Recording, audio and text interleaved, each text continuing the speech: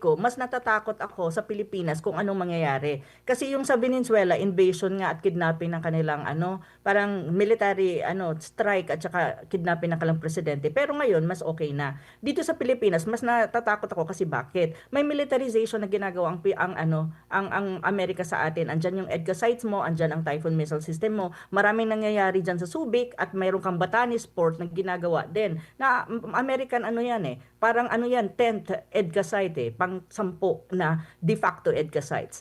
So kapag nagkaroon ng military escalation sa Asia Pacific, especially over Taiwan, definitely the Philippines will not only be the subject of retaliatory attacks, kundi ang Pilipinas din ay magiging subject siya sa tinatawag mong gagamitin ang ating teritoryo para maging either launching pad, either gagamitin ka para mag-refuel ang kanilang mga flights, ang kanilang mga military assets, at saka yung mga whatever man na military vessels nila, including air and sea. So, ito mas nakamahirap ito kasi pag nangyari ito, wala kang tatakbuhan talaga. Ang mga Pilipino walang tatakbuhan kasi archipelago tayo, tubig tayo. So ito yung mas natatakot ako sa intensified militarization na nangyayari sa Pilipinas by the United States. Kaya nga kanina may kadebate ako, sinasabi niya na, "Uy, let's ask President Trump daw to damputin din si Marcos Jr." Sabi ko, napaka-naive na ang ganitong perspective. Precisely because if you really look at Marcos Jr. at the moment, he's a puppet of the United States. Hindi yan gagalawin ni Trump precisely because they need a puppet for them to be able to exercise kung anumang mga balak nila dito sa Asia Pacific. Hindi nila magawa ngayon yan dahil Trump needs the China when you talk about economics. Pero they are buying their time. Take note, pag ang United States may project, hindi yan kaagad-agad ini-execute. It's something being planned and orchestrated for a time before they execute. That is a project. Venezuela has been a project of the United States when you talk about regime change for 20 years. I'm very afraid of our country dahil sa massive militarization at massive presence ng US troops and US military assets on our territory. So doon ako mas na kinakabahan. And Opo. I really hope that we should have a recalibration of this. Opo. Recalibration of this, all of these things. At tingin mo, ma'am, show of force yung pinakita ng US government. Sa tingin po ninyo, maraming malalaking bansa ang natakot o maraming bansa po ang mas lalong nagalit sa mga Amerikano? Yan magandang tanong. I think ang tinatawag mong integrity and moral ascendancy of the Americans, especially of the United States, when you talk about what happened in Venezuela, feeling ko lalong bumababa. Lalo siyang nawawala at lalo siyang nabababa kasi right now, really, the whole world is angry at saka outraged sa nangyari sa Venezuela. Kasi hindi lang ito first time Marami din cases na nangyari before. Iraq nga, Syria, and they all justify it with so many things. Pero at the end of the day, it's all about resources. It's about oil, it's about gold. In Venezuela kasi marami. May iron ore ka, may gold ka rin. And number one din yung oil at saka petroleum. So, they want to have a control. So, ang buong mundo galit na. At saka, actually, itong nangyari sa Venezuela, geopolitically speaking, it's not just also about natural resource. It's also about containment of the rise of China. That is also one of the reasons, geopolitically speaking, precisely because Venezuela has a good relation with China and even has good relation with Russia. And then that's the Western Hemisphere na gustong kontrolin ng Amerika kasi sinasabi nga nila, itong backyard nila yan Backyard nila ang Caribbean at saka ang Latin America. So they want to have a control na dapat sila ang hegemon doon. Pero right now kasi we're emerging in a multipolar world na kung saan ang mga bansa ay natututo na din silang maging independent, maging mawala ang tinatawag niyo, may decolonization na nangyayari. So may mga engagement na sila with other countries and other major powers like China and Russia on the other hand. So ganyan ang nangyayari. So sa akin, ang tingin ko, mas lalo pang magpupush ang global south countries at saka other major powers like BRICS, lalong titibay yan at lalong magkakaroon ng desire to really push for a multipolar world as against to a unipolar world which is being dominated by the United States. Ito yung ito ang magiging backlash at ito yung magiging backlash ng ginagawa ni Trump. And take note, Trump will not be there forever. That will be like, by 2028, I think there will be a change of leadership already in the United States. Pero, again, at the end of the day, that is the United States. kahit sinong mamuno dyan, maraming elemento sa United States, especially the military-industrial complex na nagbe-benefit when you talk about military intervention, when you talk about war. So, dapat maging wise tayo mga Pilipino sa mga nangyayaring ganito at tignan natin ang realidad ng mundo para alam din natin kung paano tayo puposisyon. Opo, Prof, lalo pat sinabi ni US President Trump nung panahon sa kanyang kampanya na kung siya ang presidente sa nagdaang taon o sa nagdaang term, hindi sana mangyayari yung giyera sa Ukraine, di ba? Ukraine. Russia and Ukraine. Pero ngayon, parang iba yung naging tono eh. Tingin nyo, ma'am, ang pinapakitaan dito, nagpiplex ang US sa China. Kasi alam mo naman, ma'am, ang number one business ng US government is giyera. And how do you run wars? Through oil. Ang China naman, hindi na sila majority sa kanilang enerhiya ay hindi na po reliable sa oil supply dahil meron na silang electric vehicles and electric supply at ang rare earth sa paggawa po ng baterya ay kontrolado po ng China. Ma'am. Oh, it's all about containment pa rin of the rise of China and containment pa rin yan, policy pa rin yan pagdating sa China. At it's actually also a fight against what you call the rise of multipolar world or what you call multipolarity. Kasi nga, kapag nagkaroon ka nga naman at maging evident na ang tinatawag mong multipolar world, yung hegemony ng United States at saka yung kanilang dominance, madadilute na at hindi na sila yung dominant.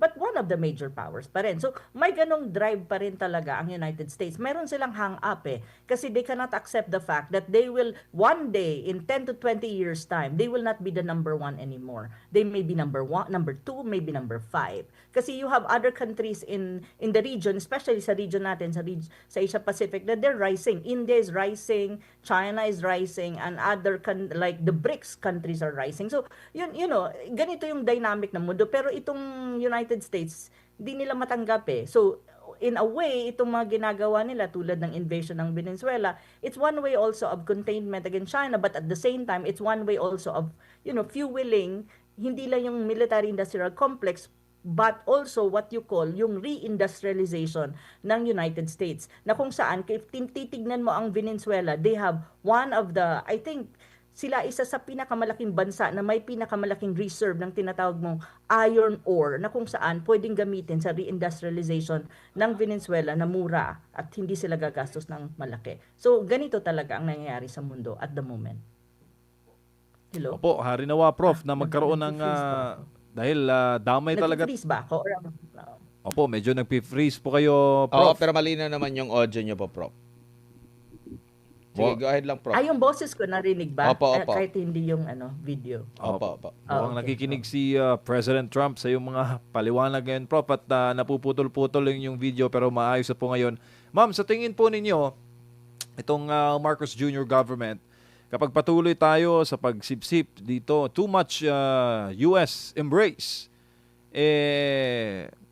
ang mga sasapitin po, ma'am, ng ibang mga bansa na naunang sinako po o nakatikim ng US military might, matatransfer din po, mamanahin po ng Pilipinas. Tanong po yan ni Philip, nanonood po sa ating live stream sa Nightline News Facebook. Ulit, MJ, hindi ko narinig. Nawala ako, sorry. Opo. Ma'am, yung bang too much US embrace daw natin ay magdudulot ng masama at yung sinapit ng Venezuela ba ay maaari daw sapitin natin sa kamay ng mga Amerikano. Si Philip po ay nanonood via Nightline News Facebook sa ating pong palatuntunan.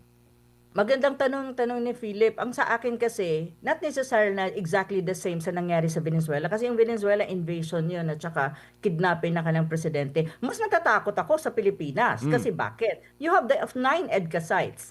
Mayroon kang Typhoon missile system. Mayroon kang mga naval na mga project na ginagawa ng United States dyan sa somewhere in Pampanga. Ano ba yan? Yung dating US bases ng naval forces nila. Sa Batanes, you have the port in Batanes na kung saan pwedeng maging yan ng pag nagkaroon ng Taiwan contingency. So mas natatakot sa Pilipinas kapag nagkaroon ng some kind of military escalation sa region natin kasi tayo definitely will be used by the United States against its adversary in the region, and at the same time, in terms of retaliation, unang tatamaan ng Pilipinas. Mas nakakatakot yun. Pinag-uusapan pa rin po natin ito nga pong issue po, no, ng paghuli dito kay President Maduro ng Venezuela ng Estados Unidos, at saka yung pahayag na sila muna ang magpapatakbo sa bansa, no. Marami na po mga bansa including China at iba pang mga malalaking bansa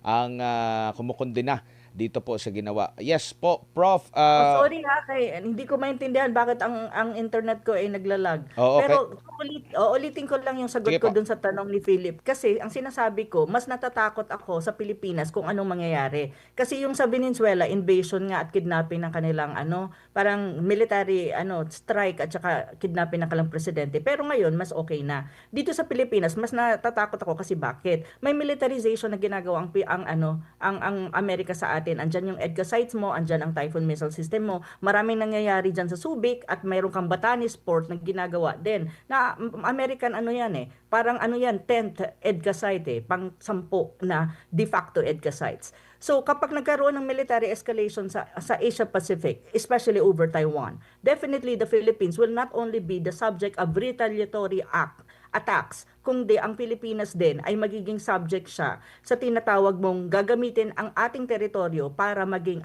either launching pad, either gagamitin ka para mag-refuel ang kanilang mga flights, ang kanilang mga military assets, at saka yung mga whatever man na military vessels nila, including air and sea. So, ito mas nakamahirap ito kasi pag nangyari ito, wala kang tatakbuhan talaga. Ang mga Pilipino walang tatakbuhan. Kasi archipelago tayo, tubig tayo.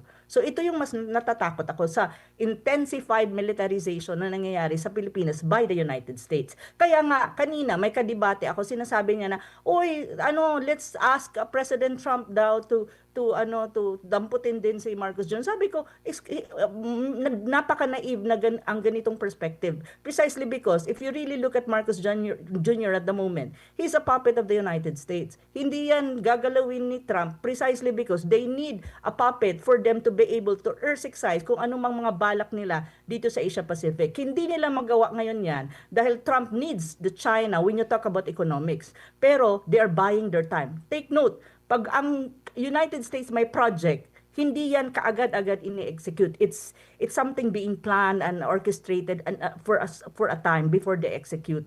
That is a project. Venezuela has been a project of the United States when you talk about regime change for 20 years.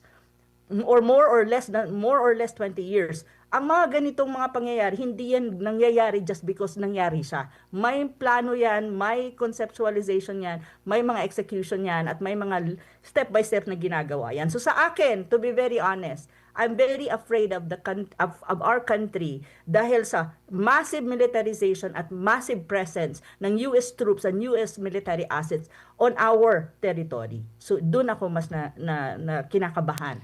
Opo. And I really hope that we should have a recalibration of this. Opo. Recalibration of this, all of these things.